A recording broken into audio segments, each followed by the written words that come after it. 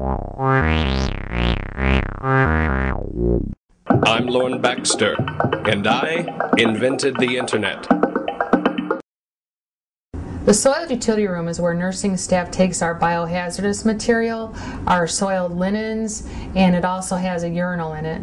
That's where nursing staff took these babies and left them to die. I actually wasn't talking about abortion. Yes, we have differences on abortion that are deep and profound. I think they're terribly important. But Barack Obama defended infanticide, the killing of fully born infants who had survived a failed abortion attempt and were then left for hours in soiled linen baskets to die. My name is Jill Stanek, and I'm a registered nurse who witnessed babies being delivered alive and left out to die. And because of my experience, I was asked to testify on the national level before a U.S. House committee and on various state committees. Christ Hospital, and we now know other hospitals and abortion clinics around the country, are involved in an abortion procedure called induced labor abortion. And for this method of abortion, the abortionist inserts a medication into the birth canal of the mom and induces premature labor. And my experience was that they lived as short as a few minutes to once almost as long as an 8-hour shift. To be clear, these were living babies who were left out to die, and they were issued both birth and death certificates according to Illinois state law. One night, a nursing co-worker was taking a live aborted baby to our soiled utility room to die because his parents didn't want to hold him, and she didn't have time to hold him that night. And when she told me what she was doing, I couldn't bear the thought of this suffering child dying alone. And so I cradled and rocked him for the 45 minutes that he lived. He had Down syndrome and was between 21 and 22 weeks old.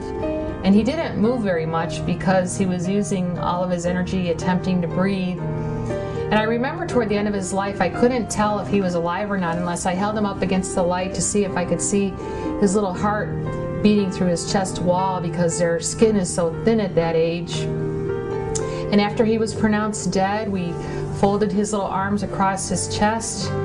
We tied them together with a little string, and I wrapped him in a shroud and took him to the morgue where we took all of our other dead patients.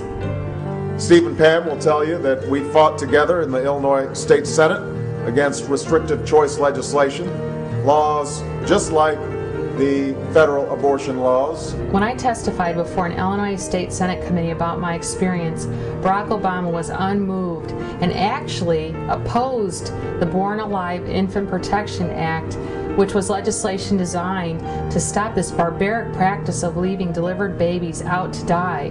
Barack Obama says that he's all about change and forging a new path.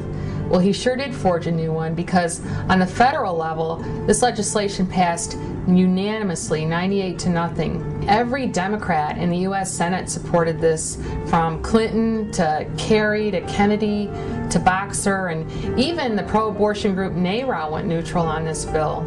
But this one guy, Barack Obama, thought that infanticide was acceptable and voted to protect it. Some people have said that Barack Obama was uninformed or may not have fully understood the implications of this bill, but he voted against it 3 times. That's calculated. He himself has defended his vote by saying that he would have voted for it had it been identically worded as a federal bill. But as chairman of the Health and Human Services Committee in 2003, he stopped the identical wording from being introduced. Barack Obama can play word games, but at the end of the day, his opposition was responsible for living babies being left out to die. And that is indefensible. It is time for a different attitude in the White House. It is time for a different attitude in the Supreme Court. It is time to turn the page and write a new chapter in American history.